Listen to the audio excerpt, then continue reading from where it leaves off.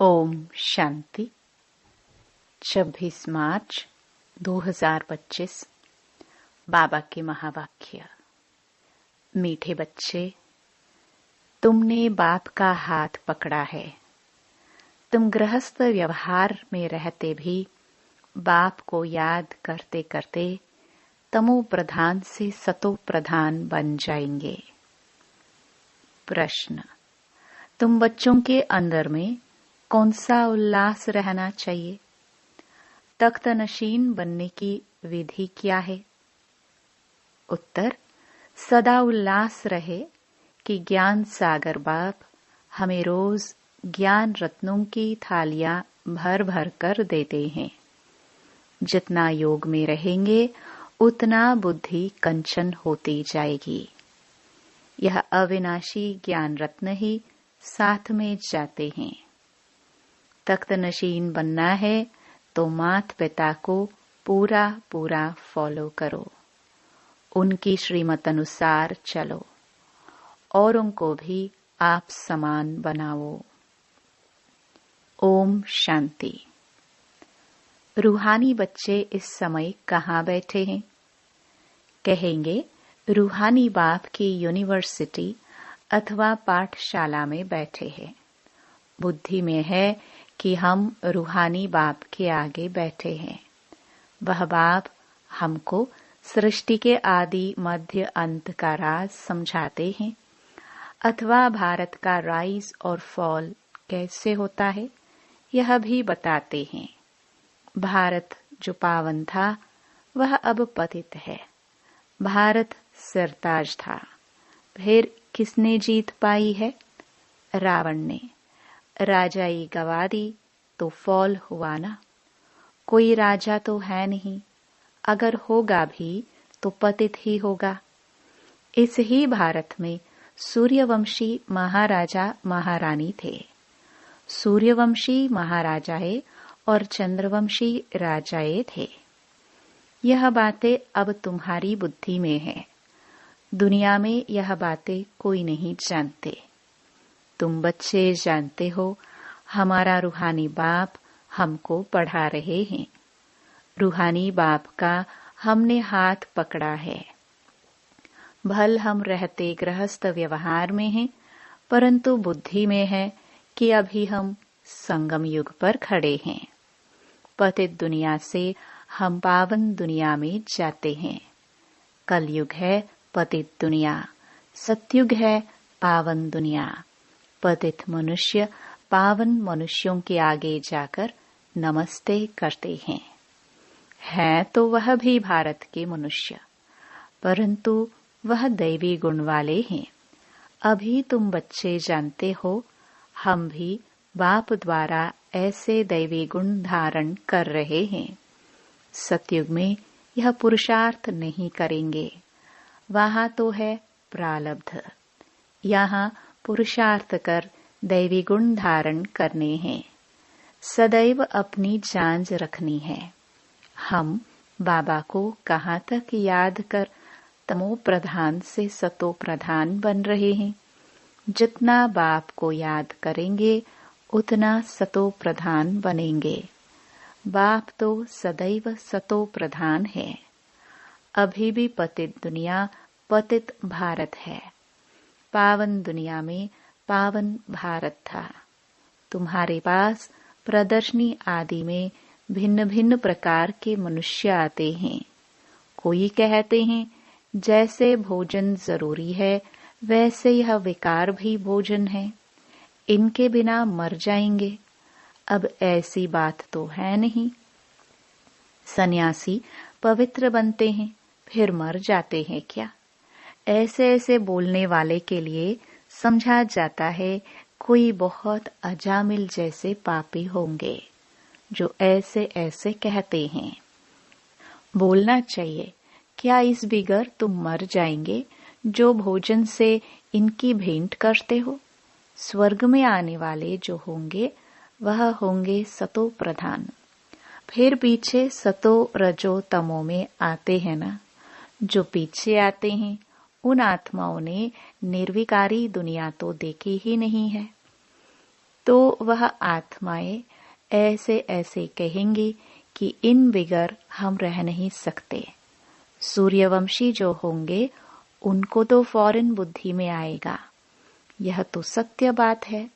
बरोबर स्वर्ग में विकार का नाम निशान नहीं था। भिन्न भिन्न प्रकार के मनुष्य भिन्न भिन्न प्रकार की बातें करते हैं। तुम समझते हो कौन कौन फूल बनने वाले हैं? कोई तो कांटे ही रह जाते हैं। स्वर्ग का नाम है फूलों का बगीचा। यह है कांटों का जंगल।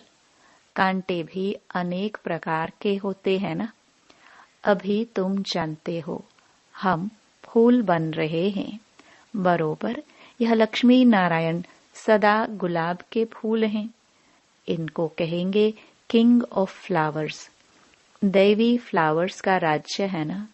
जरूर उन्होंने भी पुरुषार्थ किया होगा। पढ़ाई से बने हैं ना। तुम जानते हो अभी हम ईश्वरीय फैमिली के बने हैं। पहले तो ईश्वर को जानते ही नहीं थे। बाप ने आकर के यह फैमिली बनाई है। बाप पहले स्त्री को अडॉप्ट करते हैं, फिर उन द्वारा बच्चों को रचते हैं। बाबा ने भी इनको अडॉप्ट किया, फिर इन द्वारा बच्चों को रचा है। यह सब ब्रह्मा कुमार कुमारियां है ना। यह नाता प्रवृत्ति मार्ग का हो जाता है। सन्यासियों का है निवृत्ति मार्ग। उसमें कोई मम्मा बाबा नहीं कहते। यहाँ तुम मम्मा बाबा कहते हो। और जो भी सत्संग है वह सब निवृत्ति मार्ग के है। यह एक ही बाप है जिसको मात पिता कह पुकारते हैं।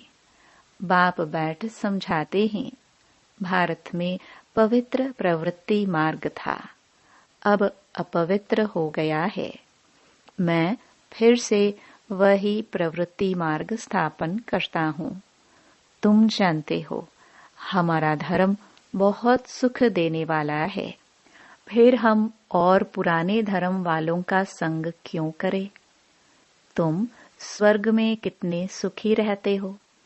हीरे जवाहरातों के महल होते हैं। यहाँ भल अमेरिका रशिया आदि में कितने साहूकार हैं, परंतु स्वर्ग जैसे सुख हो न सके। सोने की ईंटों जैसे महल तो कोई बना ना सके। सोने के महल होते ही हैं सतयुग में। यहाँ सोना है ही कहाँ। वहाँ तो हर जगह हीरे जवाहरात लगे हुए होंगे। यहाँ तो हीरों का भी कितना दाम हो गया है। यह सब मिट्टी में मिल जाएंगे। बाबा ने समझाया है नई दुनिया में फिर सब नई खानियां भरतू हो जाएंगी। अभी यह सब खाली होती रहेंगी। दिखाते हैं सागर ने हीरे जवाहरातों की थालियां भेंट की। हीरे जवाहरात तो वहां तुमको ढेर मिलेंगे। सागर को भी देवता रूप समझते हैं। तुम समझते हो बाप तो ज्ञान का सागर है। सदा उल्लास रहे कि ज्ञान सागर बाप हमें रोज ज्ञान रत्नों जवाहरातों की थालियां भरकर देते हैं। बाकी वह तो पानी का सागर है। बाप तुम बच्चों को ज्ञान रत्न देते हैं जो तुम बुद्धि में भरते हो। जितना योग में रहेंगे उतना बुद्धि कंचन होती जाएगी। यह अविनाशी ज्ञान रत्न ही तुम साथ में ले जाते हो। बाप की याद और यह नॉलेज है मुख्य। तुम बच्चों को अंदर में बड़ा उल्लास रहना चाहिए। बाप भी गुप्त है, तुम भी गुप्त सेना हो। नॉन वॉयलेंस अननोन वॉरियर्स कहते हैं ना। फलाना बहुत पहलवान वॉरियर्स है, परंतु नाम निशान का पता नहीं है। ऐसे तो हो नहीं सकता। गवर्नमेंट के पास एक एक का नाम निशान पूरा होता है। अननोन वॉरियर्स, नॉन वॉयलेंस, यह तुम्हारा नाम है। सबसे पहली हिंसा है यह विकार। जो ही आदि मध्य अंत दुख देते हैं। इसलिए तो कहते हैं, हे पतित पावन, हम पतितों को आकर पावन बनाओ। पावन दुनिया में एक भी पतित नहीं हो सकता। यह तुम बच्चे जानते हो। अभी ही हम भगवान के बच्चे बने हैं, बाप से वर्षा लेने, परंतु माया भी कम नहीं है। माया का एक ही थप्पड़ ऐसा लगता है जो एकदम गटर में गिरा देती है। विकार में जो गिरते हैं तो बुद्धि एकदम चट हो जाती है। बाप कितना समझाते हैं, आपस में देहदारी से कभी प्रीत नहीं रखो। तुमको प्रीत रखनी है एक बाप से। कोई भी देहदारी से प्यार नहीं रखना है, मोहब्बत नहीं रखनी है। मोहब्बत रखनी है उनसे जो देह रहित विचित्र बाप है। बाप कितना समझाते रहते हैं, फिर भी समझते नहीं। तकदीर में नहीं है तो एक दो की देह में फंस पड़ते हैं। बाबा कितना समझाते हैं, तुम भी रूप हो।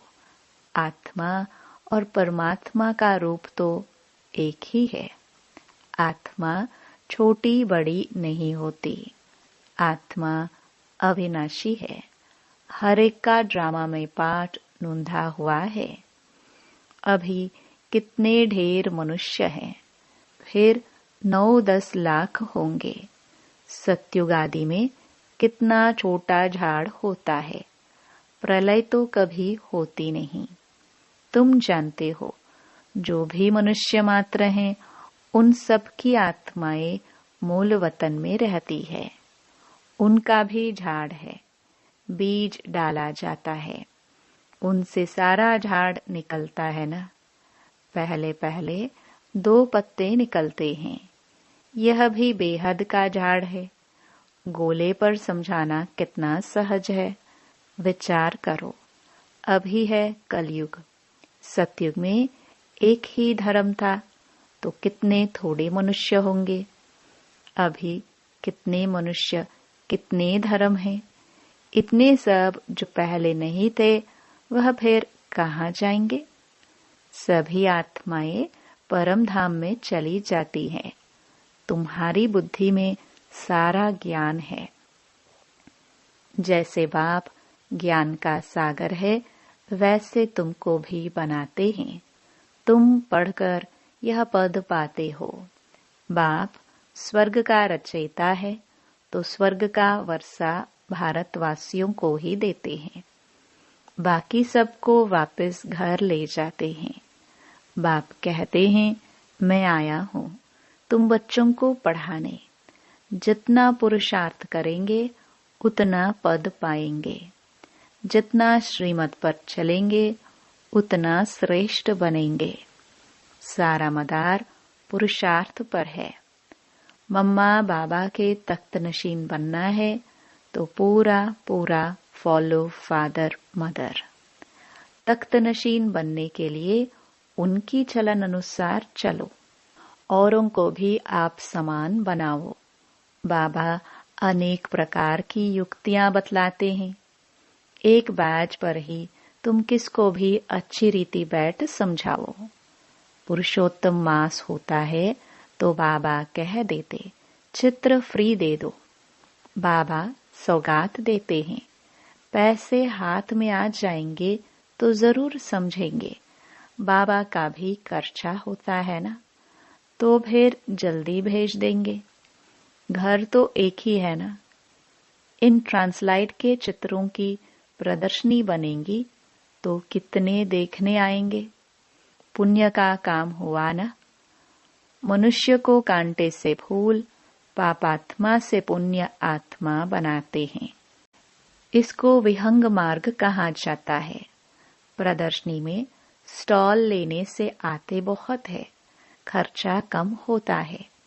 तुम यहाँ आते हो बाप से स्वर्ग की राजाई खरीद करने, तो प्रदर्शनी में भी आएंगे स्वर्ग की राजाई खरीद करने। यह हट्टी है ना। बाप कहते हैं, इस ज्ञान से तुमको बहुत सुख मिलेगा, इसलिए अच्छी रीति पढ़कर पुरुषार्थ करके फुल पास होना चाहिए। बाप ही बैठ अपना और रचना के आदि मध्य अंत का परिचय देते हैं, और कोई दे ना सके। अब बाप द्वारा तुम त्रिकालदर्शी बनते हो। बाप कहते हैं, मैं जो हूँ, जैसा हूँ, मुझे यथार्थ रीति कोई नहीं जानते। तुम्हारे में भी नंबरवार है। अगर यथार्थ रीति जानते तो कभी छोड़ते नहीं। यह है पढ़ाई। भगवान बैठ पढ़ाते हैं, कहते हैं, मैं तुम्हारा ओबीडिएंट सर्वेंट हूँ। बाप और टीचर दोनों ओबीडिएंट सर्वेंट होते हैं। ड्रामा में हमारा पाठ ही ऐसा है, फिर सबको साथ ले जाऊंगा। श्रीमत पर चल पास विद ऑनर होना चाहिए। पढ़ाई तो बहुत सहज है। सबसे बूढ़ा तो यह पढ़ाने वाला है। शिव बाबा कहते हैं, मैं बूढ़ा नहीं, आत्मा कभी बूढ़ी नहीं होती, बाकी पत्थर बुद्धि बनती है। मेरी तो है ही पारस बुद्धि, तब तो तुमको पारस बुद्धि बनाने आता हूँ। कल्प कल्प आता हूँ, अनगिनत बार तुमको पढ़ाता हूँ, फिर भी भूल जाएंगे। सतयुग में इस ज्ञान की दरकार ही नहीं रहती। कितना अच्छी रीति बाप समझाते हैं। ऐसे बाप को फिर फारकती दे देते हैं। इसलिए कहा जाता है, महान मूर्ख देखना हो तो यहाँ देखो। ऐसा बाप जिससे स्वर्ग का वर्षा मिलता है, उनको भी छोड़ देते हैं। बाप कहते हैं, तुम मेरी मत पर चलेंगे तो अमर लोक में विश्व के महाराजा महारानी बनेंगे। यह है मृत्यु लोक। बच्चे जानते हैं, हम सो पूज्य देवी देवता थे, अभी हम क्या बन गए हैं, पतित भिखारी। अब फिर हम सो प्रिंस बनने वाले हैं। सबका एक रस पुरुषार्थ तो हो ना सके। कोई टूट पड़ते हैं, कोई ट्रेटर बन पड़ते हैं। ऐसे ट्रेटर्स भी बहुत हैं, उनसे बात भी नहीं करनी चाहिए। सिवाय ज्ञान की बातों के और कुछ पूछे तो समझो शैतानी है। संग तारे कुसंग बोरे। जो ज्ञान में होशियार बाबा के दिल पर चढ़े हुए हैं, उनका संग करो। वह तुमको ज्ञान की मीठी मीठी बातें सुनाएंगे। अच्छा, मीठे मीठे सिखिलदे सर्विसेबल वफादार फरमान बरदार बच्चों को माता पिता बाप दादा का याद प्यार और गुड मॉर्निंग। रूहानी बाप की रूहानी बच्चों को नमस्ते। धारणा के लिए मुख्य सार। जो देह रहित विचित्र है, उस बाप से मोहब्बत रखनी है। किसी देहदारी के नाम रूप में बुद्धि नहीं फसानी है। माया का थप्पड़ न लगे, यह संभाल करनी है। दूसरा, जो ज्ञान की बातों के सिवाय दूसरा कुछ भी सुनाए, उसका संग नहीं करना है। फुल पास होने का पुरुषार्थ करना है। कांटों को फूल बनाने की सेवा करनी है। वरदान। एक बाप, दूसरा न कोई। इस स्मृति से बंधन मुक्त योग युक्त भव। अब घर जाने का समय है, इसलिए बंधन मुक्त और योग युक्त बनो। बंधन मुक्त अर्थात लूज ड्रेस, टाइट नहीं। ऑर्डर मिला और सेकंड में गया। ऐसे बंधन मुक्त योग युक्त स्थिति का वरदान प्राप्त करने के लिए सदा यह वायदा स्मृति में रहे कि एक बाप दूसरा ना कोई, क्योंकि घर जाने के लिए व सतयुगी राज्य में आने के लिए इस पुराने शरीर को छोड़ना पड़ेगा। तो चेक करो ऐसा एवर रेडी बने हैं या अभी तक कुछ रस्सियां बंधी हुई हैं। यह पुराना चोला टाइट तो नहीं है। स्लोगन: व्यर्थ संकल्प रूपी एक्स्ट्रा भोजन नहीं करो तो मोटेपन की बीमारियों से बच जाएंगे। अव्यक्त इशारे: सत्यता और सभ्यता रूपी कल्चर को अपनाओ। बाप को सबसे बढ़िया चीज लगती है सच्चाई, इसलिए भक्ति में भी कहते हैं गॉड इज ट्रूथ। सबसे प्यारी चीज सच्चाई है, क्योंकि जिसमें सच्चाई होती है उसमें सफाई रहती है, वह क्लीन और क्लियर रहता है। तो सच्चाई की विशेषता कभी नहीं छोड़ना। सत्यता की शक्ति एक लिफ्ट का काम करती है। ओम शांति।